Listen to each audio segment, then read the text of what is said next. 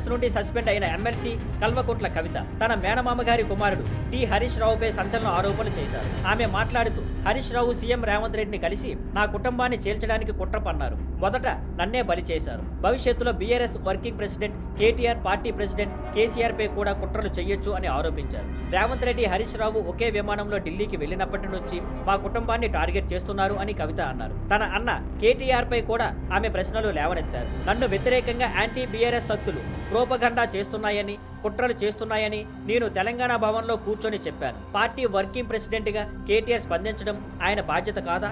నేను ఈ విషయం లేవనెత్తి 103 రోజులు దాటింది. ఎలాంటి చర్యలు తీసుకోలేదు. చివరికి నన్నే సస్పెండ్ చేశారు అని అన్నారు. తన బంధువులు హరీష్ రావు, మాజీ ఎంపీ జి సంతోష్ కుమార్ పై కూడా కవిత ఆరోపణలు చేశారు. వీరిరువురు తమ ఇళ్లలో విపరీతంగా బంగారం దాచుకున్నారు. బంగారు తెలంగాణ అంటే వీరిద్దరూ బంగారం పోగు చేసుకోవడమేనా? కేసీఆర్ నినదించిన బంగారు తెలంగాణ అర్థం ఇది కాదు. నేను కూడా ఆ నినాదం గురించి మాట్లాడా, కానీ నా మాటలను వక్రీకరించారు అని కవిత వ్యాఖ్యానించారు.